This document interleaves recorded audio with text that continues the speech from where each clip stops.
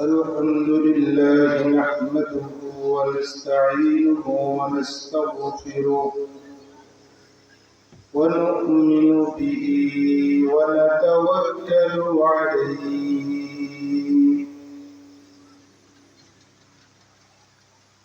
ونعوذ بالله من شرور أنفسنا ومن سيئات أعمالنا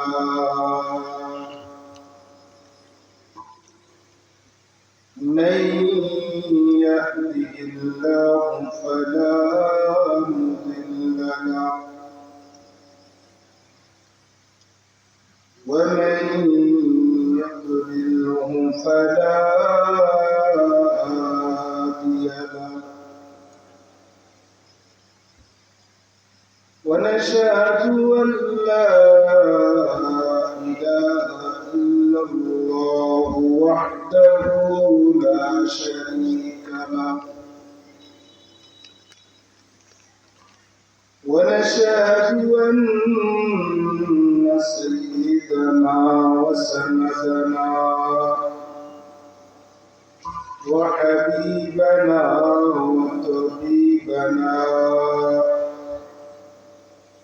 وطبيب قلوبنا ومولانا محمدا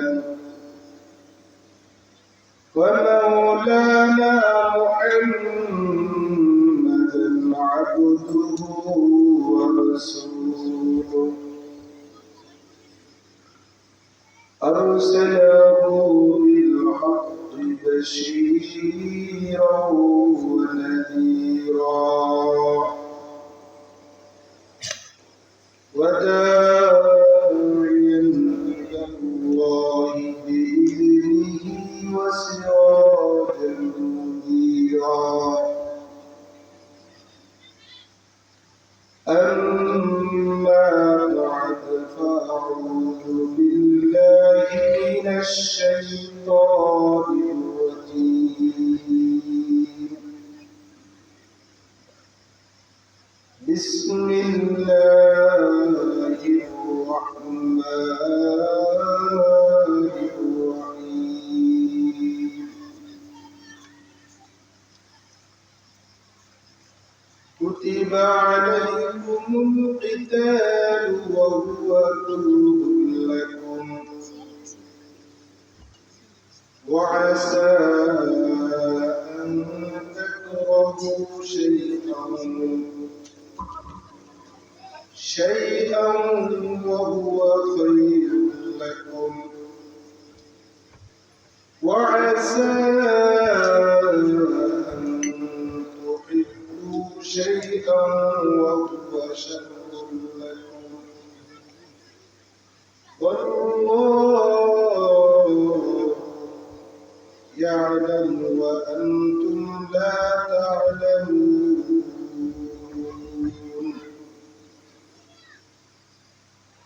يسألونك عن الشهر الحرام قتال فيه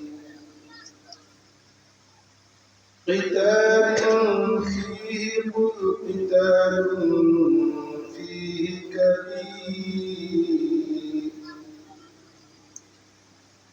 وصد عن سبيل الله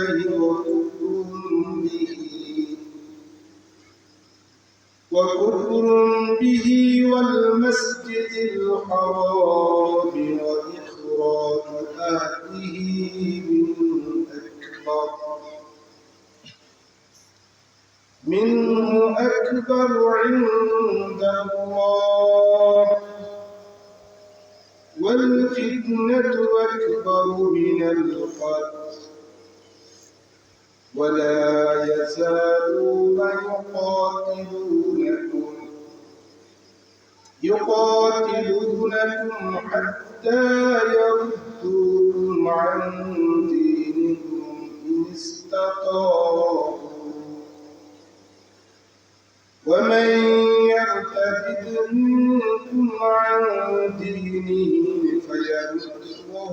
كافر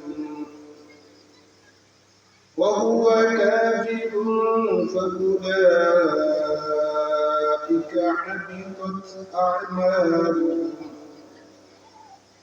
حبطت أعمالهم في الدنيا والآخرة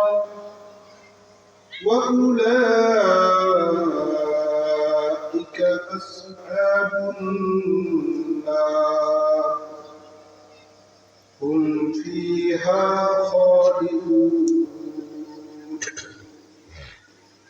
إن الذين آمنوا والذين هاجروا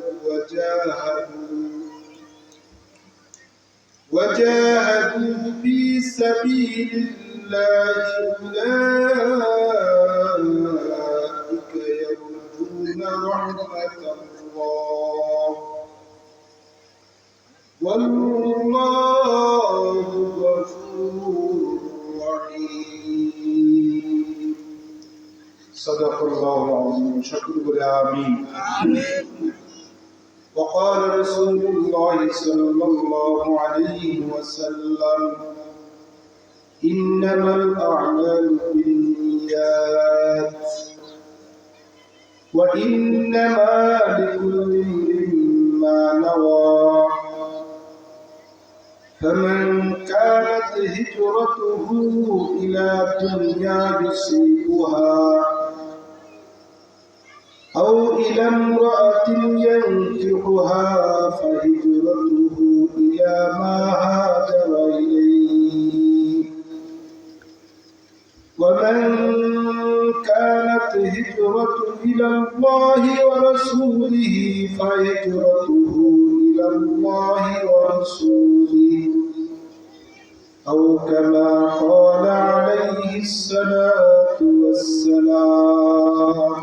সকলেই মহব্বতের সাথে দুরূদ ইব্রাহিম পড়ি। আল্লাহুম্মা সাল্লি আলা মুহাম্মাদ ওয়া আলা আলি মুহাম্মাদ কামা সাল্লাইতা আলা ইব্রাহিম ওয়া আলা আলি ইব্রাহিম ইন্নাকা হামিদুম মাজিদ। اللهم بارك على محمد وعلى آل محمد كما باركت على إبراهيم وعلى آل إبراهيم إنك حميد مجيد. سبحانك لا علم لنا إلا ما علمتنا إنك أنت العليم الحكيم. لا إله إلا الله لا إله إلا الله. شر محمد الشكري لا إله إلا الله لا إله إلا الله لا إله إلا الله لا إله إلا الله لا إله إلا الله محمد رسول الله. আলহামদুলিল্লাহ। ঐতিহ্যবাহী মুসলিম গামীয় দুর্গাপুর সরকারি প্রাথমিক বিদ্যালয় সংলগ্ন মসজিদ ও ফুরকানিয়া মাদ্রাসা ময়দানে 3 দিন ব্যাপী 11তম বার্ষিক তাফসীরুল কুরআন মাহফিলের শ্রদ্ধেয় সভাপতি আলহাজ হযরত মাওলানা আব্দুর রহমান সাহেব দামাত বরকাতুহু আলিয়া, মঞ্চ উপবিষ্ট হযরত উলামায়ে কেরাম, আমার সামনে উপবিষ্ট মুরব্বিয়ানে আযম, পর্দার আড়ালে অবস্থানরত মা ও বোনেরা, আল্লাহ পাকের দরবারে লাখো শুকরিয়া যে মুহাম্মদুল আলামিন এই হাই স্কুল ময়দানে প্রায় 11 বছর হয়ে গেল। কত বছর? 11 বছর। আলহামদুলিল্লাহ।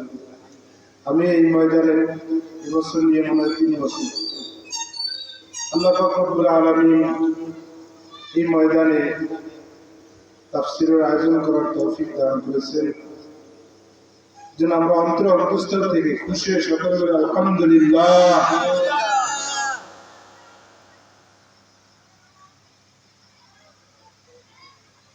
আজকে আসতেছিলাম, বাসায় বসে আলোচনা হইতেছিল গত বছর আলহামদুলিল্লাহ অত্র এলাকার সবাই মিলেই আপনারা এই মাহফিলটা পরিচালনা করেন।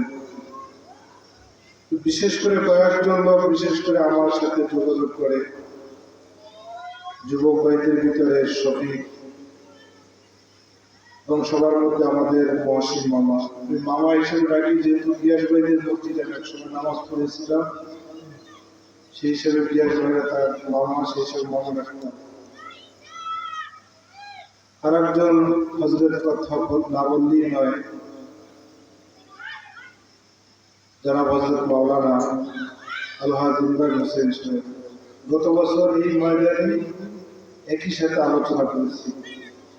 আমার পরে তার আলোচনা ছিল। বয়স তো তেমন বেশি না, এখানে আপনারা যারা আছেন অনেকের থেকেই ছোট, মৃত্যুর কোনো বয়স আছে। এই যে মজলিসগুলা, তাফসীরের মাহফিল, কোরআনের মাহফিল, এই মাহফিলগুলো কেন আমাদের বুঝতে হয়। এই মাহফিলগুলো আসলে কি হয়, এই মাহফিলগুলোর ভিতরে বসলে কি হয়, এই জিনিসটা যখন একজন মুসলমানের দিনের ভিতরে দেখতে যায়, তখন সেই মুসলমান দিনের আলোচনা শোনা অবস্থায় ঘরে বসে থাকতে পারে না।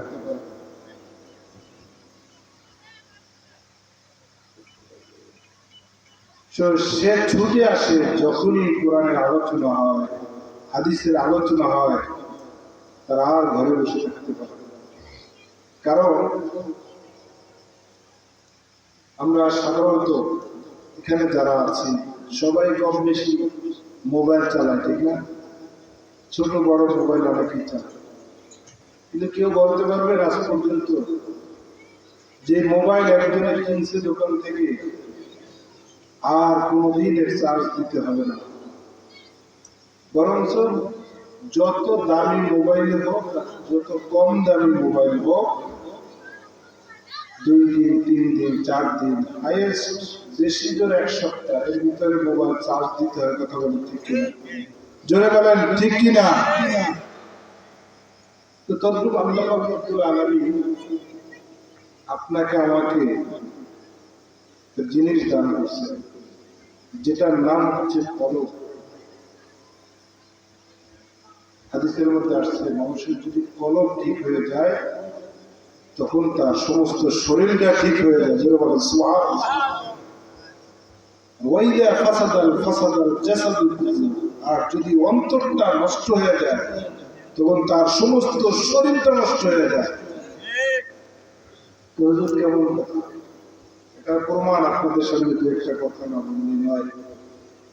একটা মানুষ টাকা পয়সা আছে, ছেলে মেয়েও আছে, স্ত্রীও আছে, ঘর বাড়ি আছে, কিন্তু তাকে জিজ্ঞাসা করবেন ভাই কেমন আছে, ভাই তেমন ভালো নাই, তেমন ভালো নাই। কেন, তোমার কি সমস্যা? ভাই মনের দিক থেকে অশান্তি আছে, এমন কথা বলে কিনা অনেকেই বলে। সব কিছু ঠিকঠাক থাকে, তারপরেও দিনের ভিতরে কেমন যেন তার একটা পেরেশানি। এই পেরেশানি থাকার কারণে সব কিছু আছে, তারপরে সে বলে আমি তেমন ভালো নাই। তাহলে বোঝা যায় শান্তি দেওয়ার মালিক কে? জোরে বলেন কে? আল্লাহ। সব কিছু আল্লাহ বান্দার নিয়ন্ত্রণ করে, আপনি আমি বুঝি আর না বুঝি। এই জন্য আল্লাহ পাককে যে যত চিনতে পারছে তার দুনিয়ার ভিতরে তত শান্তি অর্জিত হয়েছে। আপনি আমি মনে করি দুনিয়ায় যারা টাকা পয়সা থাকে, বড় চাকরি করে, বড় ব্যবসা বাণিজ্য করে, টাকা পয়সার মালিক, তারাই মনে হয় অনেক শান্তিতে আছে। কথাটা কিন্তু ঠিক না। যারা বিশেষ করে শিক্ষিত সমাজ, আপনারা বড় মোবাইল চালান, হয়তো বা দেখে থাকবেন যে একদিন আগের একটা ঘটনা। এক র্যাব কর্মকর্তা। আমাদের সমাজে আমরা যাকে বুঝি যে একটা ভালো চাকরি করে, ঠিক না? ভালো চাকরি করে মোটামুটি আমরা বুঝি, কিন্তু সে আত্মহত্যা করছে, দুনিয়ার থেকে নিজে বিদায় নিয়েছে। এরপরে সে একটা চিরকুট লিখে দিয়েছে, সেই চিরকুটটার ভিতরে লেখা ছিল, আমার কারো দোষ নয়, আমি নিজে আত্মহত্যা করব। অবশ্যই এর ভিতরে কিছু না কিছু কারণ আছে, কথা বলো ঠিক ঠিক। একটা মানুষ আমার একটু মরতে চায়, আমি কিন্তু বলতে পারি যে কোরআনে আলোচনা না করে আপনি কি করতেছেন, ভিতরে ঢুকতেছে। আগে তো খেত চাষ করতে হবে, তারপরে না বীজ বপন করতে হবে। লোক আসতেছে না, ইনশাল্লাহ চলে আসবে। তো যে কথা বলতেছিলাম, সে চিরকুটের ভিতরে লিখছে, কি লিখছে, যে কারো দোষ নয়, আমি নিজেই আত্মহত্যা করলাম। আপনারা বলেন আত্মহত্যা করা কি মহাপাপ? কি পাপ? মহাপাপ। সবচেয়ে বড় গুণ আত্মহত্যা। আমাদের বুজুর্গরা যেহেতু বলে যে কেউ আত্মহত্যা করে তার জানাজা স্বাভাবিক মানুষের দ্বারা করে না। তো যাই হোক, আল্লাহ বান্দা দুনিয়া থেকে চলে গেছে, লিখে গেছে যে কারো কারণে আমি আত্মহত্যা করি নাই, বরঞ্চ আমি নিজে আত্মহত্যা করেছি। তবে আমার যে সম্পদ আছে, সম্পদের ভিতরে স্বর্ণটা হলো আমার স্ত্রী, আর বাকিগুলো আমার পিতামাতা। কিন্তু বান্দা দুনিয়া থেকে চলে গেছে। তাহলে সে যে আত্মহত্যা করেছে, আমরা বুঝতে পারি তার দিনের ভিতরে কোনো আঘাত ছিল। কথা বলতে ঠিক, দিনের ভিতরে যদি আঘাত থাকে, এই আঘাত মানুষকে মৃত্যু পর্যন্ত নিয়ে যায়। অকালে সে মৃত্যু বরণ করবে, এটা সে মোটেও দ্বিধাবোধ করবে না। আর যদি দিনের ভিতরে ভালো লাগে, গরিব থাকবে, তারপরে যদি জিজ্ঞাসা করা হয়, ভাই তুমি কেমন আছো, ওই গরিব ব্যক্তি ডাকতে পারবে আলহামদুলিল্লাহ, আল্লাহর প্রশংসা করে বলছি, ভাই আমি ভালো আছি। অথচ দেখা যায় গরিব মানুষ ভ্যান গাড়ি চালায়, রিক্সা চালায়, কিন্তু তারপরেও যখন তাকে জিজ্ঞাসা করা হয়, ভাই তুমি কেমন আছো, সে বলে আলহামদুলিল্লাহ আমি ভালো আছি। এটাই আল্লাহ পাক রব্বুল আলামিন কোরআনের ভিতরে এই কথাটা শিক্ষা দিয়েছেন, বান্দা তুমি সর্বহালতে আমি আল্লাহর প্রশংসা করবা। প্রশংসা করতে হবে কার? জোরে বলেন কার? আল্লাহ বলে বান্দা তুমি আমার প্রশংসা করবা। সূরাতুল ফাতিহা আমরা সবাই পড়ি। সূরা ফাতিহা কোরআনের ভিতরে সর্বপ্রথম একটা সূরা, সূরাতুল ফাতিহা। তাহলে সূরা ফাতিহা কোন পারায়? মুফাসসিরিনে কিরাম লেখেন, কেউ বলে শুরু করার সাথে একটি শব্দের সাথে, কেউ বলে এটা একটা ভিন্ন সূরা। জোরে বলে সুবহানাল্লাহ। মোট কথাটা কোরআনের আগে, অর্থাৎ কোরআনের সর্বপ্রথম একটা সূরা। এই সূরার প্রথম আয়াতটাই হলো কি? আলহামদুলিল্লাহি রাব্বিল আলামিন।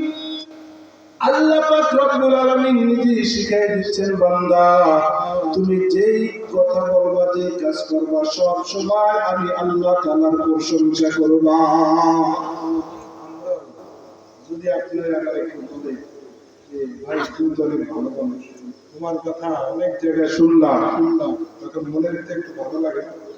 ভালো লাগে, স্বাভাবিক মানুষের তবিয়া যে যদি কেউ কারো প্রশংসা করে তার ভালো লাগে।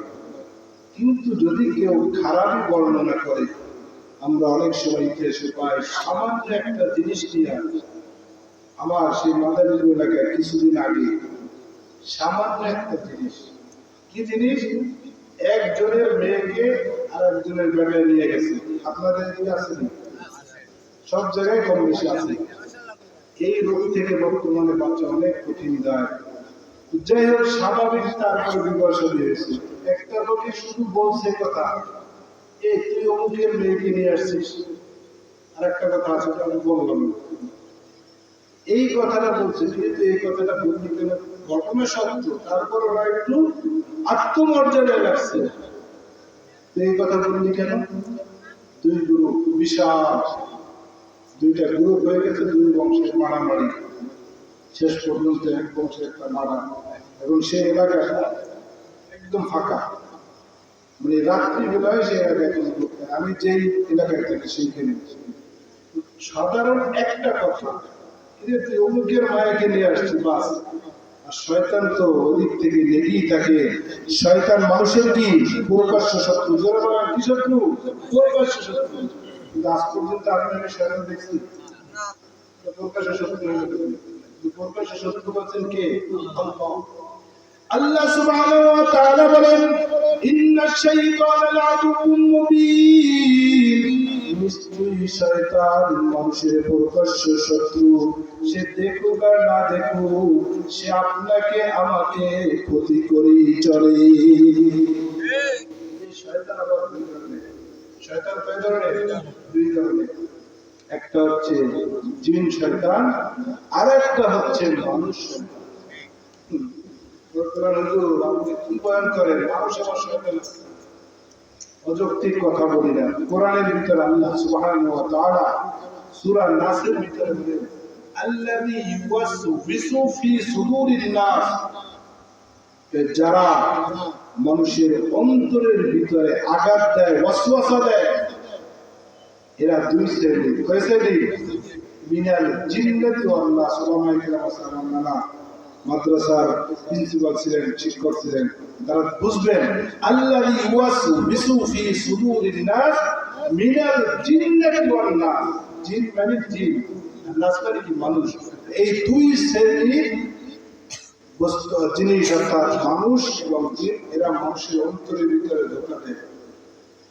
তো আশ্চর্যের কথা হলো এটা, জিন শয়তান যদি মানুষকে ধোঁকা দেয়, লা হাওলা ওয়ালা কুওয়াতা ইল্লা বিল্লাহ বললে, আয়াতুল কুরসি পড়লে, তিন কুল পড়ে ওর উপরে দম করলে, স্বাভাবিক যদি হয় ও না দৌড়ে পারবে না। ঘটনা আরেকটা মনে পড়ে গেল। ছোটবেলা ছাত্র জমানায় যার পুজো তো কিছুই বুঝতাম না, কিন্তু ওস্তাদের কাছে শুনেছি আয়াতুল কুরসির অ্যাকশন এটা ডাইরেক্ট। একজন তো জিনে ধরছে, এখন পাশে বসে আরাম করে কঠিন ভাবে যাতা দিতে। আপনারা বলেন যদি কার উপরে জিন সওয়ার করে তার শক্তি কেমন হয়? আপনার আমার মধ্যে 10 করে দিলে সে কি করে হয়? সেইখানে যদি একটা লোকে কয় তুই থামবো, আমি বললাম কি সব জায়গায় বিকাগিরি চলে না, তুমি এদিকে আসো। আমি সামনে গেলাম না, যেহেতু সে আমার গায়ের মাহারাম ছিল, আমি সামনে গেলাম না, পানিতে আয়াতুল কুরসি করে ফু দিলাম। দরকার বললাম যে তার গায়ে শীতে দেওয়ার সাথে সাথে ঠাস করে চোখের উপর পড়ে গেল। এটা অ্যাকশন কার? অ্যাকশন কোরআনে। আপনাদেরকে ছোট্ট একটা আমল শিখিয়ে দেয়। অনেক সময় দেখবেন এই জিনিসটা এখন ইদানিং উৎপন্ন হয়েছে। অনেকের সন্তানদেরকে জিনে ধরে, অনেকের পুত্রবধূদেরকে জিনে ধরে। এই জিনে ধরার কারণ একটা বিশেষ কারণ, যারা বিশেষ করে প্রক্রিয়াবিধি করে তারা খুঁজে বের করছেন, সেটা হলো অধিকাংশ মানুষ আমরা বাথরুমে যাওয়ার যে দোয়াটা, অর্থাৎ পায়খানার ভিতরে ঢোকার যে দোয়া, এই দোয়াটা আমরা যারা জানি অনেকেই পড়তে মনে থাকে না। আগের দিনে পড়তে, এখন মনে থাকে না। কারণ আছে, আগের দিনে পড়তে আমরা যারা ছাত্র ছিলাম আমাদের মনে থাকতো। কারণ দেখে গালুয়া মাদ্রাসায় করেছি, মসজিদ থেকে বাথরুম অনেক দূর, ওই পর্যন্ত যাইতে যাইতেই মনে পড়ছে যে হুজুরে আমাদের বাথরুমে যাওয়ার দোয়া করেছে। আর এখন আমরা আধুনিক যুগ, বাথরুমে কোথায় থাকি? ঘরের সাথে। যার যে যত আধুনিক তার বাথরুমটা তত কাছে। কথা বলে ঠিক কিনা? অনেক কাছে, এত সুন্দর। মোজাইক অনেকের আছে ঘর কিনে কিন্তু বাথরুম ব্যাপারে টাইলস, ঠিক না? এটা খারাপ কিছু না, ভালো। কারণ বাথরুম যত পরিষ্কার থাকবে তত নিজের পবিত্রতা এটা সুন্দর। আপনি দেখেন পবিত্র পরিষ্কার বাথরুমের ভিতরে যাবেন, এরপরে বের হয়ে ওযু করবেন, আপনার মনের ভিতরে এক ধরনের উৎফুল্লতা চলে আসবে।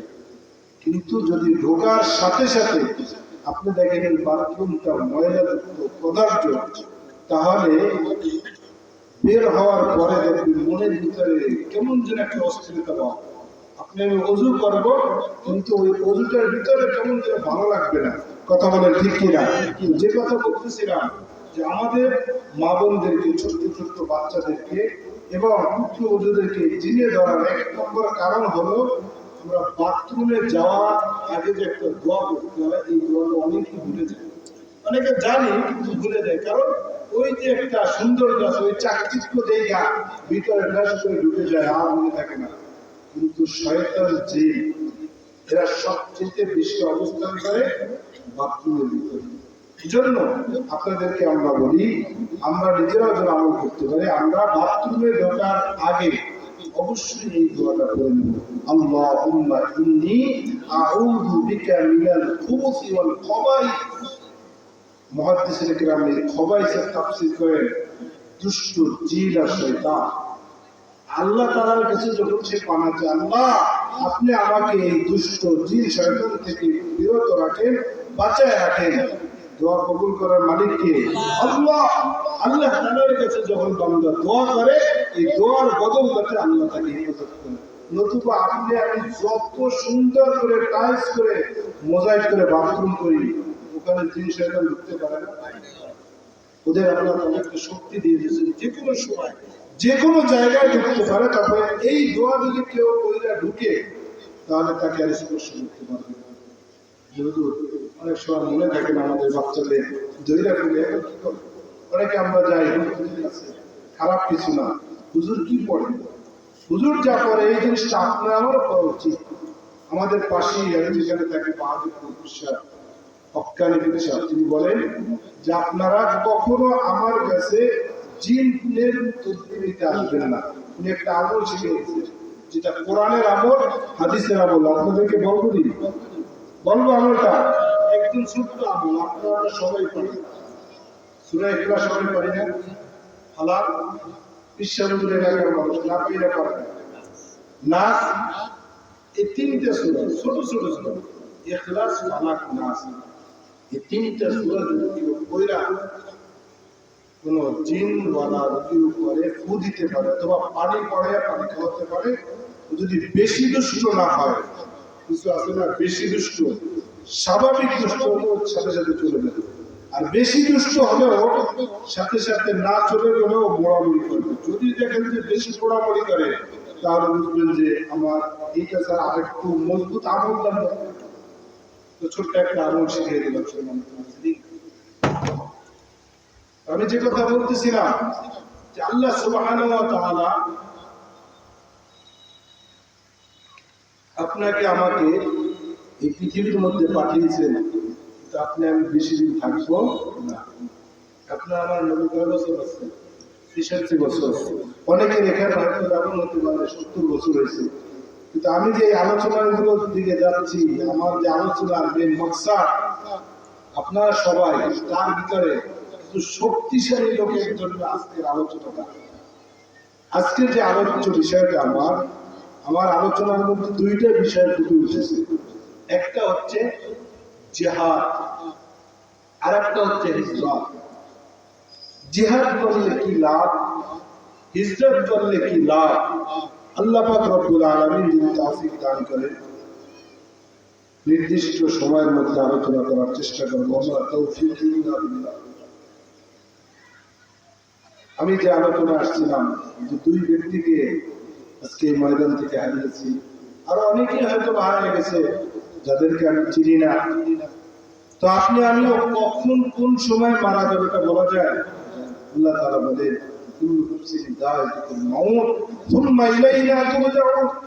প্রত্যেকটা মানুষই মৃত্যু গ্রহণ করবে, মৃত্যুর সাথে গ্রহণ করবে। আল্লাহ বলেন এরপর আমি আল্লাহ তাআলার কাছে আবার তাদের ফিরে আসবো। এই জন্য আমাদের সবসময় আমরা যখন নবী, আমাদের সব সময় প্রস্তুত থাকতে হবে। সবসময় কি থাকতে হবে? প্রস্তুত থাকতে হবে। দুনিয়ায় আমরা আসছি কি অবস্থায় বলতে পারেন আপনারা? মুসাফির। কি অবস্থায়? মুসাফির। আপনি আমি সবাই মুসাফির। মুসাফির হলে কি বলবে? আরে মিয়া গাড়ি আমার, বাড়ি আমার, ছেলে আমার, মেয়ে আমার, সব কিছু আমার, তাহলে মুসাফির হলে কি করবে? কিছুই আমার, কিছুই আমার না। আমার যদি সব হইতো, আমি যখন মৃত্যু করে ভেঙে পড়লাম, শুনেছি নাকি বরিশালের জমজম টাওয়ার নাকি একটা বড়, তার মালিক শেয়ার আছে, যাই না মোটামুটি টাকা পয়সার মালিক ছিলেন। তারপর 25 দিন আগে নাকি তার মাকে সে নিজেই জানাজা করেছে। এই যে লোকটা মারা গেল, কিছু নিয়ে যেতে পারছে না, কিছু নিয়ে যেতে পারছে, কিচ্ছু নিয়ে গেছে একটা জিনিস, সেটা হচ্ছে কি আমল। এই যে আপনি আমি এখানে বসেছি, হয়তো আপনি আমি ভাবি কই মাহফিলে আমাদের কি লাভ হয়, যিনি কিছুক্ষণ আলোচনা করলো, আমরা শুনলাম লাভ হচ্ছে হুজুরের বয়ানের পরে হুজুরের জীবনে গান, আবার কারণে কিছু হাদিয়া দিবে, আমাদের তো কিছু লাভ দিবে না। আপনাদের সবচেয়ে আমাদের থেকেও লাভ বেশি।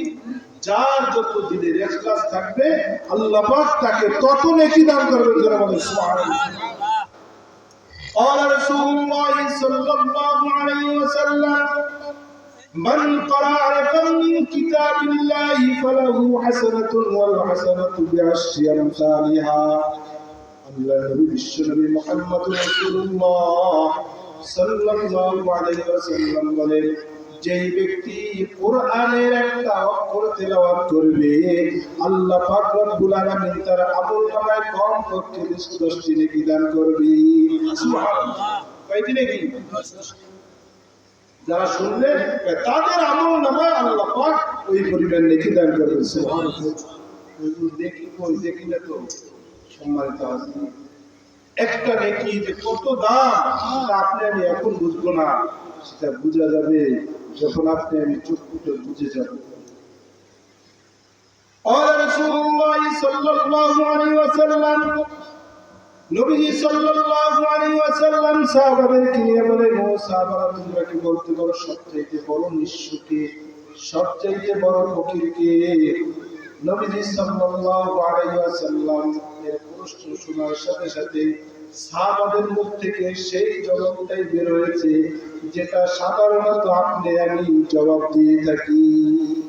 আপনি আমাকে যদি প্রশ্ন করা হয়, ভাই সবচেয়ে গরিব ফকির কে, তাহলে আপনি আমি বলবো যার টাকা পয়সা নাই সে, ঠিক না?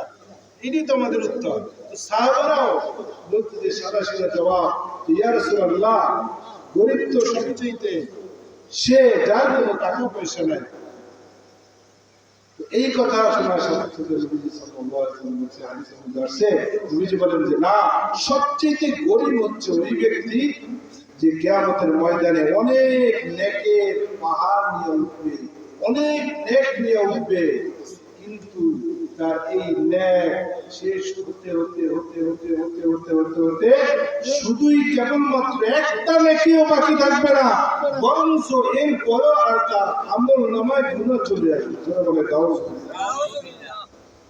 একজনে 10,000 টাকা নিয়ে বাজারে গেছে, বাজারে যাওয়ার পর এখন ওই টাকাটা ঘটনাক্রমে হারায় গেছে অথবা কেউ পাওনাদারকে দিয়ে দিচ্ছে। এবার আর একজন এসে দাবি করতেছে, তোমার কাছে আমি 500 টাকা পাইছি, দাও। এই কথাটা যদি বলে তখন তার মনটা একটু খারাপ লাগে না? 10,000 টাকা নিয়ে আসলাম বাজার করতে, একটা টাকা নাই, এখন বরঞ্চ আমার কাছে যে টাকা পাবে সে বলতেছে আমাকে টাকা দাও, তাহলে তার মনটা খারাপ হয়ে যায়, সে কেমন যেন অসহায় হয়ে যায়। নবীজি বলেন কিয়ামতের ময়দানে অনেক মানুষ অনেক নেকি নিয়ে উঠবে, কিন্তু সে নেকি দিতে দিতে খালি হয়ে যাবে।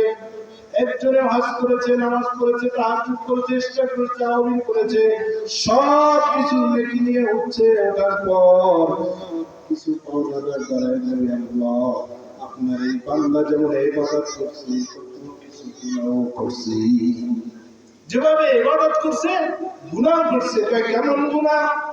একজন পাওনাদার দাঁড়িয়ে যাবে, আল্লাহ আমি তার কাছে টাকা পয়সা পাইতাম কিন্তু সে আদায় করে নাই, আমি আজকে আমার পাওনা না নিয়া আমি তাকে মাফ করব না, আমি আমার পাওনা চাই।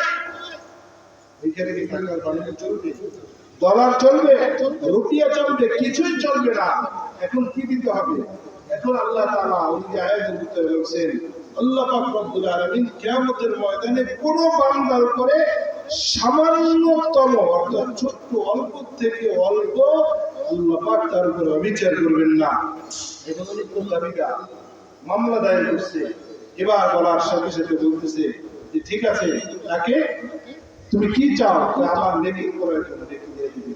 আবার আরেকজন আসবে যে কিরে তুমি কি হয়েছে, আমাকে কষ্ট দিয়েছে, মুখ দিয়া যাতে যাতে গালিগালাজ করেছে, আমার দিনটা খানখান হয়ে গেছে, এবার আমি তার কাছে পাওনা চাই। তুমি কি পাইবা?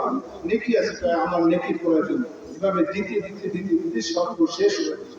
সম্মানিত হাজির, ওই যে কথা বলতেছিলাম, এই যে আমরা কোরআনের মজলিসে আসছি, প্রত্যেকটা অক্ষর শোনা এবং বলার বিনিময়ে আল্লাহ পাক কম পক্ষে 10টি নেকি দান করেন। সুবহানাল্লাহ। আমার আর অন্যদিকে আলোচনা করার সুযোগ নেই, যেহেতু নির্দিষ্ট সময়ের ভিতরে আলোচনা শেষ করতে হবে। আলহামদুলিল্লাহ, যে কয়েকজন আপনারা আসছেন তাদেরকে নিয়ে আমার আলোচনা এখন শুরু করা যায়। যে কোনো জিনিস দেখবেন, আগে আপনারা শুনছেন, যদি কথাটা ঠিক না, যারা গান গায়, গানের সামনে যদি শ্রোতা না থাকে তখন কিন্তু গায়ক গান গাইতে পারে না। বক্তা ওইভাবে যদি সামনে কিছু শ্রোতা না থাকে, তার আলোচনা শুরু করে না। আমি তো ক্যাসেট না যে চালাই দিব আর চলতে দেখবো, দিকে যা ইচ্ছে তাই হয়। এই আলহামদুলিল্লাহ, আপনারা যে কয়েকজন আসছেন মাশাআল্লাহ, এখন আমি আমার আলোচনার ভিতরে সুন্দর মতন আলোচনা করতে পারবো। আল্লাহ পাক আমাদেরকে তৌফিক দান করে, সকলে বলে আমিন। সম্মানিত হাজির, আমি আপনাদের সামনে সর্বপ্রথম এই কোরআনের সংক্ষেপ বক্তব্য বলবো, এরপরে যদি আল্লাহ পাক তৌফিক দান করেন এই আঙ্গিকে আপনাদের সামনে আলোচনা করার চেষ্টা করব। আল্লাহ পাক রব্বুল আলামিন বলেন, আমার যে আজকে আলোচনা সেটা হলো সূরা বাকারা 216 নং আয়াত। কত আয়াত বলেন? 16 নং আয়াত। আপনাদেরকে দুইটা জিনিস মুখস্থ করাইলে তাহলে আপনারা আলোচনাটা ইনশাআল্লাহ বুঝবেন। আজকের আমার আলোচ্য বিষয় দুইটা বিষয়। একটা হলো যুদ্ধ। সবাই বলেন কি জিনিস? আমরা অনেকেই জানি, ইদানিং যুদ্ধ সম্পর্কে অনেকেই বুঝি। সে ফিলিস্তিন ইসরায়েলের ভিতরে যে যুদ্ধ চলতেছে এবং বর্তমানে ভারত পাকিস্তানের ভিতরে যে কিছু হইতেছে, আমাদের উপরে সেই বিপদ এসে থাকবে। আল্লাহর কাছে দোয়া করি, আল্লাহ যেন ওই বিপদ থেকে আমাদেরকে হেফাজত করেন। সকলে বলে আমিন। বলা যায় না, কারণ প্রতিবেশীর ঘরে যদি আগুন ধরে আর এক ঘরে আগুন ধরতে পারে না। সাবধান, কিন্তু আমাদেরকে আল্লাহ তাআলার কাছে দোয়া করতে হবে, আল্লাহ এই বিপদ থেকে আপনি আমাদেরকে হেফাজত করেন। আল্লাহ পাক রব্বুল আলামিন বলেন, কুতিবা আলাইকুমুল কিতাব। আল্লাহ তাআলা বলেন, তোমাদের উপরে যুদ্ধকে ফরজ করে দেওয়া হয়েছে। কোন জিনিসকে? যুদ্ধকে।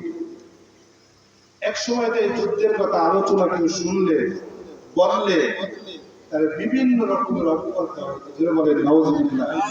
যুদ্ধ যারা করে তাদেরকে বলা হয় যোদ্ধা।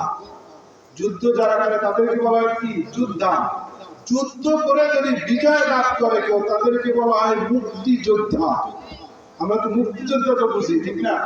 যারা যুদ্ধ করে দেশের জন্য স্বাধীনতা ফিরিয়েছে তাদেরকে বলা হয় কি? মুক্তিযোদ্ধা। এই মুক্তিযোদ্ধাদেরকে উর্দুতে বলে কি জানেন? জং মানে যুদ্ধ, আর জঙ্গি মানে যোদ্ধা। কিন্তু আমাদের এমন একটা সময় গেছে, জঙ্গি মনে হইলি, জঙ্গি বললি আমরা মনে করতাম এ হলো সন্ত্রাস। সন্ত্রাস আর জঙ্গি এক জিনিস, এটা আমাদের অপব্যাখ্যা। আর উর্দুতে বলা হয় জং থেকে জঙ্গি মানে যোদ্ধা। যেই দেশের জন্য যুদ্ধ করবে, ইসলামের জন্য যুদ্ধ করবে, বাংলায় যেভাবে তাকে বলা হয় যোদ্ধা, উর্দুতে বলা হয় জঙ্গি, আর আরবিতে বলা হয় মুজাহিদ। যারা বলেন সুবহানাল্লাহ। আরবিতে কি বলা হয়? মুজাহিদ। আর যারা সন্ত্রাস, যারা আত্মঘাতী হামলা করে, এখানে আমরা বসা হঠাৎ হামলা করছে, যেটাকে বলা আত্মঘাতী হামলা, এটাকে বলা হয় সন্ত্রাসী। এই সন্ত্রাসীটাকে অপব্যাখ্যা করে লাগাই দিত সঠিক যারা যুদ্ধ করে তাদের উপরে। যে সম্মানিত হাজির, আল্লাহ তাআলা বলেন, কুতিবা আলাইকুমুল কিতাবু ওয়া হুয়া কুরহুল লাকুম। আল্লাহ সুবহানাহু ওয়া তাআলা বলেন, তোমাদের উপরে যুদ্ধকে ফরজ করে দেওয়া হয়েছে, ওয়া হুয়া কুরহুল লাকুম, অথচ তোমরা সেটাকে অপছন্দ করো। আমরা এখানে যারা আছি সহজে তো মরতে চাই, অনেকে মরতে চাই কি ঘরের ভিতরে জ্বালা, বউ বাদ দেয় না, ছেলে বাদ দেয় না, আল্লাহ আপনি আমার মৃত্যু দেন, কষ্টে মৃত্যু চায়, কিন্তু স্বাভাবিক ভাবে কেউ মৃত্যুবরণ করতে চায় না। এটা আল্লাহ বলছেন যে এই যে যুদ্ধ তোমাদের উপরে ফরজ করে দেওয়া হয়েছে, এই যুদ্ধটা তোমরা অনেকে অপছন্দ করো। এটা মনে রাখিও, ওয়াসান তাকরাহু শাইআন ওয়া হুয়া খায়রুল লাকুম। এটা অসম্ভব নয় যে তোমরা যেটাকে অপছন্দ করো, অথচ সেটা তোমাদের জন্য উত্তম। আপনি আমি যেটা অপছন্দ করি, আল্লাহ বলছে সেটা কি? উত্তম।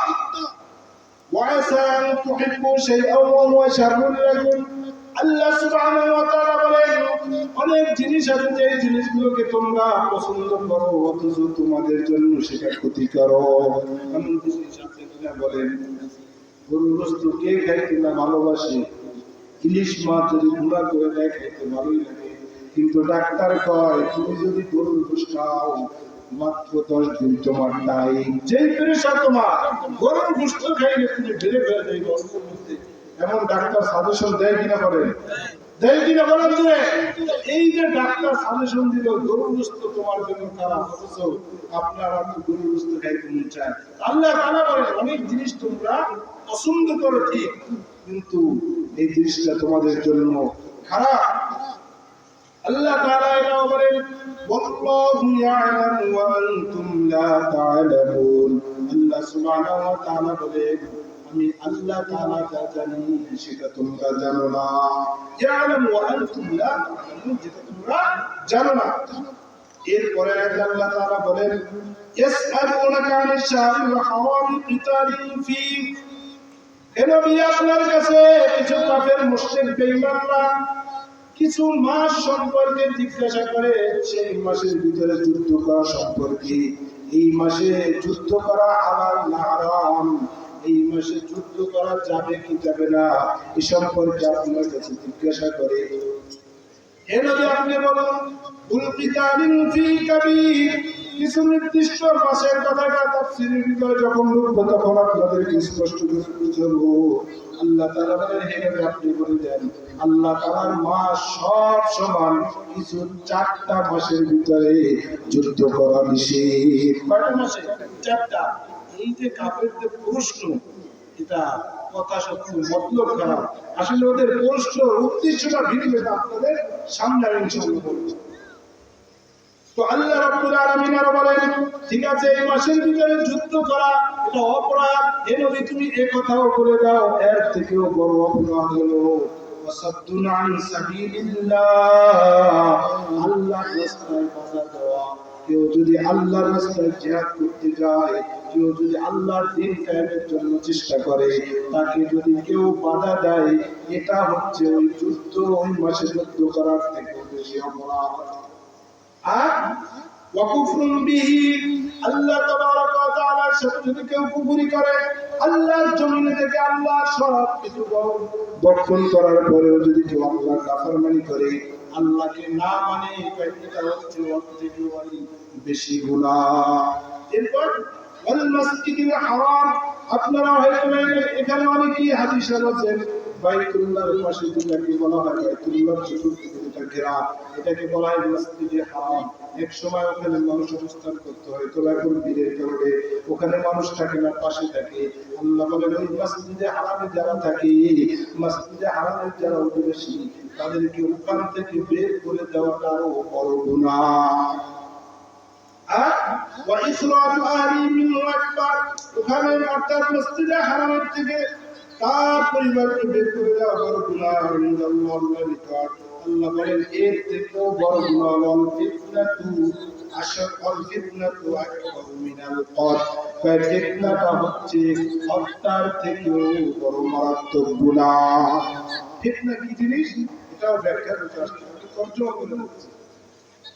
এরপর আল্লাহ তাআলা বলেন এই যে কাফের মুশরিক বেঈমানরা এভাবে আপনাকে প্রশ্ন করে, ওদের এই প্রশ্নের উত্তরটা আপনি দিচ্ছেন ঠিক, কিন্তু ওদের মনের বাসনা হলো অন্ধ। মনে রাখবেন আপনি যতই নরম হন, ওই কাফের শক্তি কুফরি শক্তি সব এক করে আপনাদের সাথে, আপনার সাথে, আপনার উম্মতের সাথে, মুসলমানদের সাথে কিয়ামত পর্যন্ত যুদ্ধ করতে থাকবে। বলেছেন কে? যারা বলেন কে বলেছেন? আল্লাহ। আল্লাহ সুবহানাহু ওয়া তাআলা বলেন ওয়ালা ইয়াসালুনা ইউকাতিলুনাকুম হাত্তা ইয়ারুদ্দুকুম আন দীনিকুম। হে নবী ওরা আপনাকে প্রশ্ন যাই করুক না কেন, মনে রাখবেন ওরা আপনার সাথে, আপনার উম্মতের সাথে, সাহাবায়ে কেরামের সাথে যুদ্ধ করার জন্য কিয়ামত পর্যন্ত চেষ্টা করতে থাকবে। আপনি যতই ওদের সাথে ভালো ব্যবহার করেন না কেন।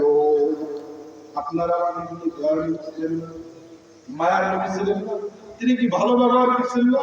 তারপর আপনারা আমার নবীকে কষ্ট দিছে কিনা? বিভিন্ন সময় কষ্ট দিয়েছেন। যাই হোক আল্লাহ রাব্বুল আলামিন বলেন ওয়ামান ইয়ারতাদিদ মিনকুম আন দীনিহি ফায়ামুত ওয়া হুয়া কাফিরুন ফাউলাইকা হাবিতাত আ'মালুহুম ফিদ দুনিয়া ওয়াল আখিরা ওয়া উলাইকা আসহাবুন নার হুম ফিহা খালিদুন। আল্লাহ তাআলা বলেন যে ওরা তোমাদেরকে চেষ্টা করবে মুরতাদ বানানোর জন্য। মুরতাদ কাকে বলা হয়? যদি কেউ ইসলামের থেকে, তাহলে অমুসলিম থেকে যারা মুসলমান হয় তাদেরকে আমরা কি বলি? যারা অমুসলিম থেকে মুসলমান হয় তাদেরকে বলা হয় কি? নন মুসলিম। তদ্রুপ মুসলমান থেকে যদি কেউ কাফের হয় তাদেরকে বলা হয় মুরতাদ। তাদেরকে বলা হয় কি? মুরতাদ। আর যদি একটা জিনিস মনে রাখবে, নন মুসলিম যে সে মুসলমান হওয়ার আগে যা গুনাহ করছে, কালেমা পড়ার সাথে সাথে আল্লাহ পাক সব গুনাহকে মাফ করে দিবেন, সুবহানাল্লাহ। আর যদি কেউ মুরতাদ হয়, যেমন ওই নন মুসলিমের ফজিলত, মুরতাদ হলো আর কঠিন শাস্তি। ইসলামের বিধান হচ্ছে কাউকে আর দুনিয়ায় রাখা যাবে না। যদি ইসলাম থেকে বের হয়ে গেছে, ওর মতন ইসলামের শত্রু আর কেউ হবে না, তাই ওকে দুনিয়ায় রাখা। ইসলামের বিধান। তবে এই কথা শুনে না আমরা কেউ আইন হাতে নিতে পারবো না, কারণ আমাদের এই রাষ্ট্র ইসলামিক রাষ্ট্র নয়, মুসলিম দেশ, কিন্তু ইসলামিক রাষ্ট্র নয়। ইসলামী রাষ্ট্র হইলে চোর চুরি করতে পারতো না, সাথে সাথে হাত করতো, যেটা সৌদি আরবের ভিতরে আছে। অনেকেই জানেন যারা সৌদি আরবে থেকেছেন, সে একটা পরিমাণ মতো চুরি করলেই সাথে সাথে হাত কাটা থাকে। আর এক চোরের হাত কাটলে সব চোর ঠিক হয়ে যেত। কথা বলে ঠিক কিনা? এক ধর্ষকের যদি শাস্তি হইতো রাজপথের ভিতরে থাকে ফাঁসি, তাহলে আর জেনা তো দূরের কথা, জেনার মতন এই নগণ্য জিনিসকে শ্রমিকের মর্যাদা চাওয়া, এটা কোনো দুঃসাহস করতো না কেউ। কথা বলেন ঠিক কিনা? আপনি অনেকেই জানেন, জেনে থাকবেন, জেনার মতন একটা জিনিস দেখি ভালো না খারাপ বলেন, কিন্তু আমাদের দেশ পরিচালনায় সংস্কার নামে একটা জিনিস চলতেছে, কমিশন গঠন করে তারা বলতেছে আমরা যারা প্রতিটালাই করবো, নাউযুবিল্লাহ, যারা জেনা করবে তাদেরকে শ্রমিকের মর্যাদা দিতে হবে। যারা বলেন নাউযুবিল্লাহ, জেনা একটা অপরাধ, কঠিন শাস্তির জিনিস, আর সেইটাকে শ্রমিকের মর্যাদা দিবে। তার মানে হচ্ছে যখন সরকারি ভাবে শ্রমিকের মর্যাদা দিবে, আপনার আমার মা বোনকে নিরাপদ থাকতে পারবে না, ওদেরকে নিবে আর বলবে যে আমরা শ্রমিককে নিয়ে আসছি। কথা বলেন ঠিক কিনা? যাই হোক, সম্মানিত হাজিরিন, আল্লাহ তাবারক ওয়া তাআলা বলেন যে তারা তোমাদের সাথে যুদ্ধ করতেই থাকবে, এমনকি ওমাই ইয়ারতাদি মিনকুম আন দীনিহি, যে তার ধর্ম থেকে, ইসলাম থেকে দূরে সরে যাবে, সে মুরতাদ হয়ে যাবে, আর সে কাফের অবস্থায় মৃত্যুবরণ করলো, ফাউলাইকা হাবিতাত আ'মালুহুম ফিদ দুনিয়া ওয়াল আখিরাহ, তার আমল দুনিয়া এবং আখিরাতে উভয় জগতে বরবাদ। দুনিয়ায় সে ক্ষতিগ্রস্ত হবে, আর আখিরাতে তার আমল সব বরবাদ হয়ে যাবে, শেষ হয়ে যাবে। ওউলাইকা আসহাবুন নার, এবং সে হবে, তারা হবে জাহান্নামী, ফিহা খালিদুন, আর তারা চিরস্থায়ী ওখান থেকে আর বের হওয়ার সুযোগ নেই। গুনাহগার যদি মারা যায়, গুনাহগার যদি মারা যায়, গুনাহ থেকে শাস্তি অর্থাৎ ভোগ করার পরে আশা করা যায় আল্লাহ পাক কালিমার বদৌলতে একদিন না একদিন জান্নাত দিবেন ইনশাআল্লাহ। আল্লাহ যদি সহজ করে দেন। কিন্তু মুরতাদ যদি মারা যায়, ও আর সুযোগ নেই, খালিদিনা ফিহা, স্থায়ীভাবে জাহান্নামের ভিতরে থাকবে। এরপর আল্লাহ পাক বলেন, ইন্নাল্লাযীনা আমানু ওয়াল্লাযীনা হাজারু ওয়া জাহাদু ফী সাবিলিল্লাহ উলাইকা ইয়ারজুনা রাহমাতাল্লাহি ওয়াল্লাহু গফুরুর রহিম। নিশ্চয়ই যারা ঈমান আনে, ওয়াল্লাযীনা হাজারু, যারা হিজরত করে, ঈমান আনে এবং হিজরত মেরে নিজের পরিবার ছেড়ে কিছু আল্লাহর বান্দা রাখেন, আল্লাহর রাস্তায় বের হয়ে যায়, তাদের উদ্দেশ্য দিন কায়েম করা, অর্থাৎ পথ খোলা, মানুষকে দিনের পথে ডাকা, নিজেরা দিনের পথে ওঠা। তদ্রুপ সাহাবায়ে কেরামের যুগে ছিল আল্লাহর রাস্তায় বের হওয়া মানে যুদ্ধের জন্য বের হওয়া। যারা এভাবে হিজরত করে, আল্লাহর রাস্তায় বের হয়, আল্লাহর দ্বীন কায়েমের জন্য নিজের ঘর বাড়ি ত্যাগ করে যখন চলে যায়, হিজরত করে, আল্লাহ পাক রব্বুল আলামিন বলেন, উলাইকা ইয়ারজুনা রাহমাতাল্লাহ, আল্লাহ তাআলার রহমতের আশা করে, আল্লাহু গফুরুর রহিম, আর আল্লাহ পাক রব্বুল আলামিন হচ্ছেন ক্ষমাশীল, দয়ালু। এটা ছিল একদম সংক্ষেপ তাফসীর করলাম, শুধু অর্থটা আপনাদেরকে বুঝালাম। এই অর্থ বুঝানোর মধ্যে আমরা যতটুকু বুঝলাম, এর ভিতরে একটা হচ্ছে আল্লাহর রাস্তায় জিহাদ করা, আর একটা হচ্ছে কি হিজরত করা। সম্মানিত হাজিরিন, তাফসীরের অনেক ধাপ পদ্ধতি আছে, যারা উলামায়ে কেরাম তারা অবশ্যই বুঝবেন। একটা হচ্ছে তাফসীরুল কোরআন বিল কোরআন, আয়াতের তাফসীর আয়াতের দ্বারা, আয়াতের তাফসীর আয়াতের দ্বারা, এক আয়াতের তাফসীর আর এক আয়াতের দ্বারা করা যায়। সবচেয়ে তাফসীর ইবনে কাসিরের ভিতরে লেখেন এই তাফসীরটা হচ্ছে সবচেয়ে উত্তম তাফসীর। আরেকটা হচ্ছে তাফসীরুল কোরআন বিল আহাদিস, কোরআনের তাফসীর হাদিসের মাধ্যমে। এটাকেও মুফাসসিরিন کرام লেখেন যে ওটার থেকে উত্তম। এরপর হচ্ছে তাফসীরুল কোরআন বিল আকওয়ালিস সাহাবা, কোরআনের তাফসীর সাহাবাদের ঘটনার মাধ্যমে বোঝানো। আমি আপনাদের সামনে এই তিনটা আয়াতের আমার আলোচ্য বিষয়ে এই তিনটা আয়াতের ব্যাখ্যা যতটুকু সম্ভব নির্দিষ্ট সময়ের মধ্যে আপনাদের থেকে আমার দ্বারা বেশি, আমার আবার চলে যেতে হবে রাত্রি, এই সংক্ষিপ্ত সময়ের ভিতরে বোঝানোর চেষ্টা করবো। আমার তৌফিক ইল্লা বিল্লাহ। সম্মানিত হাজিরিন, আপনি আমি মনে করি কি যারা কাফের অনেকে বলেও থাকে মুসলমানের থেকে ওরা অনেক ভালো, যারা বলেন নাউজুবিল্লাহ, মুসলমানের থেকে ওরা অনেক ভালো হতে পারে না, কিন্তু মুসলমানের যে কৃষ্টি কালচার এইটা ওরা নিয়ে গেছে, নিয়ে যাওয়ার কারণে ওদের চরিত্রটা কেমন যেন মুসলমানের চরিত্রটা কিছু নিয়ে গেছে, যার কারণে আপনি আমি ওদেরকে ভালো বলি। যেমন পাশে একই পাশে দুইজনে দোকান দেয়, একজন হচ্ছে হিন্দু আর একজন হচ্ছে মুসলিম। হিন্দুর দোকানে যখন যায়, দাদা আশেপাশে বসে, বসার পরে পারলে এক কাপ চা খাওয়ায়, এরপরে আরেকটু পারলে তার সাথে একটু ভালো কথা বলে, এরপরে আপনার যে মালটা নিবে সে সঠিক মতো মাপটা দিয়ে তারপর মালটা দেয়। দেওয়ার সময় বলে দাদা আবার আসিয়ে। এই কথাগুলো যে বললো এটা খারাপ না ভালো? সবাই বলেন খারাপ না ভালো? কিন্তু এই আখলাকটা ছিল কার? মুসলমান। কিন্তু মুসলমানের অবস্থা, অনেক দোকানদার এমন আছে আপনি যা দাঁড়াবেন সে আপনার কোনো গুরুত্ব করবে, কথা বলা তো দূরের কথা, আছে কিনা সমাজ? মুসলমানের দোকান, কিন্তু সে আপনার একজন, আপনি মুসলমান গেছেন, উচিত ছিল সাথে সাথে সালাম দিয়ে ভাই কি প্রয়োজন। আর সেটা আখলাক। নবীজি সাল্লাল্লাহু আলাইহি ওয়াসাল্লাম সবসময় বুঝতে আইতিয়া মানুষের সাথে কথা বলতেন, নবীজির চেহারা দেখলে মানুষের ক্লান্তি দূর হয়ে যেত। তো এই যে চরিত্রটা ওরা নিয়ে গেছে, তাই বলে ওরা মুসলমানের থেকে ভালো হয়। কারণ আপনি আমার নবীজি বলেছেন আল কুফরু ইল্লাতুন ওয়াহিদা, সমস্ত কুফরি শক্তি এক। সমস্ত কুফরি শক্তি কি এক? বিশ্বাস হয় আপনাদের? সমস্ত কুফরি শক্তি যে এক, এর প্রমাণ দেখেন। এই যে বর্তমানে আমেরিকা ডোনাল্ড ট্রাম্প যখন ক্ষমতায় আসলো, ওনাদের ধর্ম কিন্তু খ্রিস্টান, ওনারা হলো নাসারা, আরবিতে বলা হয় নাসারা, আর আমরা যেটা বুঝি খ্রিস্টান। আর ফিলিস্তিনের উপরে যে হামলা করতেছে ওরা হলো ইসরায়েল, ওরা হলো ইহুদি। আমরা বুঝতেছি না, আমার কথা বুঝতেছেন না? ওরা হলো কি ইহুদি। তাহলে ধর্মের দিক থেকে ওরা কিন্তু ভিন্ন, একটা হচ্ছে খ্রিস্টান আর একটা হচ্ছে ইহুদি।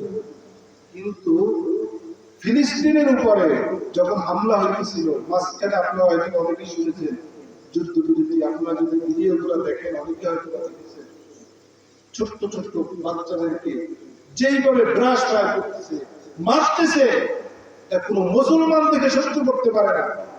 কিন্তু যুদ্ধবিরতি দিয়েছে কেন? যে কোনো কারণে, হয়তো কোনো রাষ্ট্র থেকে চাপ আসছে, অথবা কেউ নিষেধ করছে, অথবা তাদের ক্ষতি হয়েছে, এই কারণে মুসলমানের ফায়দার জন্য না। যখনই ডোনাল্ড ট্রাম্প ক্ষমতায় আসলো, বাস এবার কেমন যেন তারা বিশাল এক শক্তি পেয়ে, অথচ ধর্মের দিক থেকে কিন্তু ভিন্ন। আমার কথাগুলো আপনারা বুঝতেছেন? ধর্মের দিক থেকে ভিন্ন, কিন্তু সে কেমন যেন একটা শক্তি পেয়ে গেল। ডোনাল্ড ট্রাম্প সে অনুমোদন দিল, চালাও যা দরকার, আমি তো আছি। অথচ সে হচ্ছে খ্রিস্টান আর ও হচ্ছে ইহুদি, কিন্তু দুই শক্তি এক মিলে গেছে। জোরে বলেন নাউজুবিল্লাহ। এটাই নবী সাল্লাল্লাহু আলাইহি ওয়াসাল্লাম 1400-1500 বছর আগে বলেছেন, আল কুফরু মিল্লাতুন ওয়াহিদা, সমস্ত কুফরি শক্তি এক। তোমার সাথে যত ভালো ব্যবহার করুক না কেন, তুমি মনে করবা এই ভালো ব্যবহারের পিছনে নিশ্চয়ই তার কোনো উদ্দেশ্য আছে, নিশ্চয়ই তার কোনো উদ্দেশ্য আছে।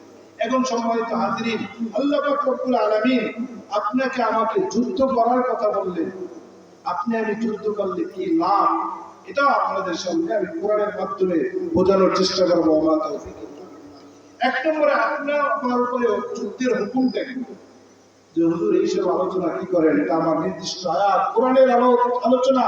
আর এই আলোচনা আজকে আমাদের সমাজে না করার কারণে আমরা মনে করি কি ইসলামটা হচ্ছে শুধু নামাজ, রোজা, হজ, যাকাত।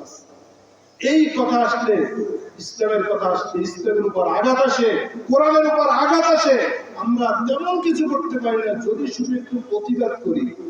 এই আমাদের ইসলামের উপর আঘাত করতে পারবো না, কোরআনের উপর আঘাত করতে পারবো না। আল্লাহ বলছে জেনা হারাম, এটাকে তুমি শ্রমিকের মর্যাদা চাইবে, এটা পারবো না। তখন আপনার মতো কিছু মুসলমান যাদের সবার দায়িত্ব ছিল এই কথাটা বলা, যেটা করতে পারবে না, 90% মুসলমানের দেশে অমুসলিমদের কৃষ্টি কালচারকে নিয়ে আসবে, এটা পারবে না। তখন আপনার আমার কিছু মুসলমান বাইরে বাইরে দেখছি হুজুর কোনো খায়ালের কোনো কাজ নাই, ওই যে মাঠে ময়দানে নামছে, এমন বলে কিনা বলেন? আপনাদের সমাজে নাই, আমাদের সমাজে আছে। বিশেষ করে মাদায় মসজিদের ভণ্ড পীরের আখড়া। সোজা কথা, আমি যে এলাকায় থাকি, যে মসজিদে নামাজ পড়াই, ওইখানে সহি তরিকা বলতে কোনো তরিকা নেই। আত্মশী, চন্দ্রবার, সুরেশ্বর, কার্তিক পুজো সব আমার 7 ঘরে খাবার আছে, যেই ঘরে হয়তো কুসুম খায় না। পীরের এত ভক্ত, যাই হোক, যখনই এইভাবে আমরা শুরু করি নামাজ, রোজা, হজ, যাকাতের আলোচনা চলতে থাকে, এক পর্যায়ে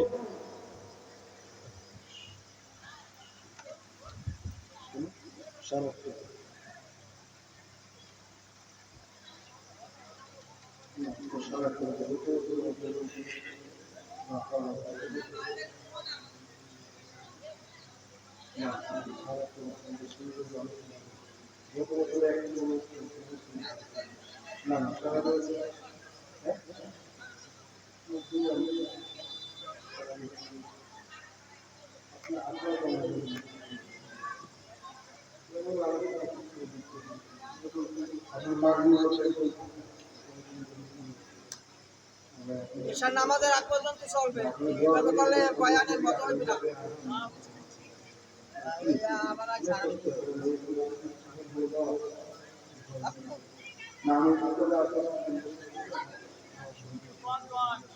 আরে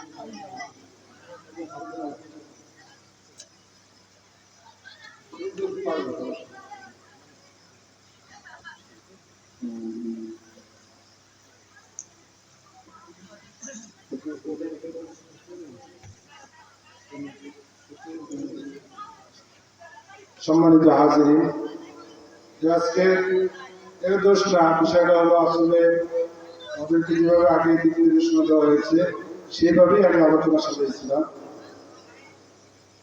তো আজকে নাকি শেষ দিন, অনেক বুজুর্গরা আসতেছেন, আলোচনা করবেন, আলোচনা শুনবেন। তো আমার যে মূল আলোচনা ছিল যে আল্লাহ পাক রব্বুল আলামিন আপনি আমার উপর জিহাদ খরচ করেছেন, জিহাদের পরিবর্তন করি আমি আমার আলোচনা শেষ করি।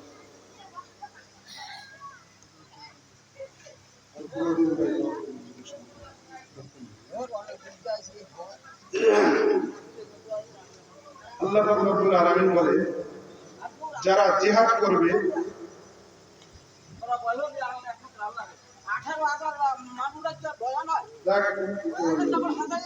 সম্মানিত হাজিরিন, আল্লাহ পাক রব্বুল আলামিন জিহাদকারীদেরকে ফজিলত বলেন এবং হাদিসের মধ্যে কি আসছে এটা বলে আল্লাহ পাক রব্বুল আলামিন বলেন ওয়াদাল্লাহুল হুসনা ওয়া ফাদ্দালাল্লাহুল মুজাহিদিনা আলাল কায়দিনা আজরান আযীমা। যারা আল্লাহর রাস্তায় জিহাদ করবে আল্লাহ পাক রব্বুল আলামিন তাদেরকে অনেক উত্তম একটা মর্যাদা দান করবেন। যে বলে সুবহানাল্লাহ, সেই উত্তম মর্যাদাটা কি?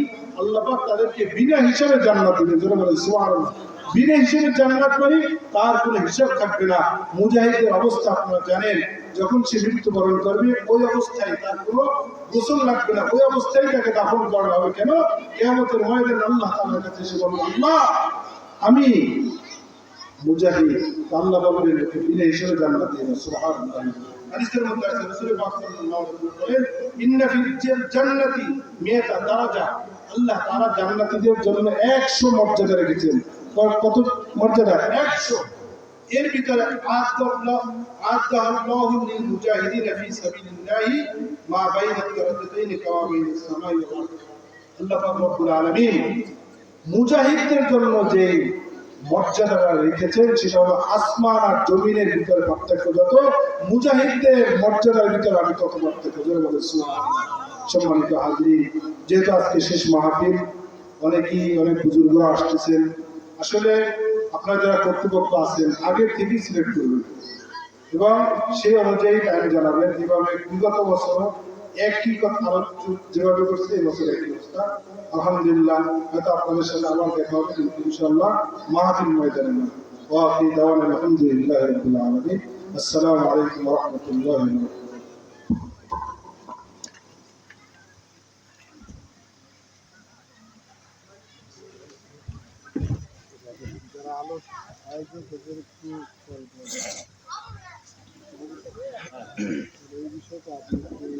আলহামদুলিল্লাহ, এখনই এশারের আজান হবে। আমরা সবাই যার যার ওযু ইস্তেঞ্জা লাগবে ওযু ইস্তেঞ্জা সেরে মসজিদে উপস্থিত হই।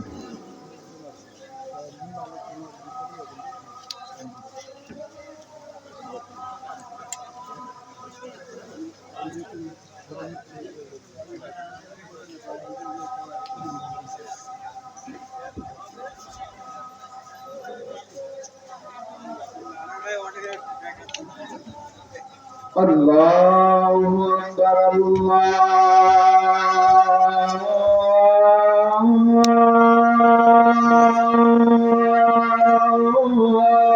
আকবার।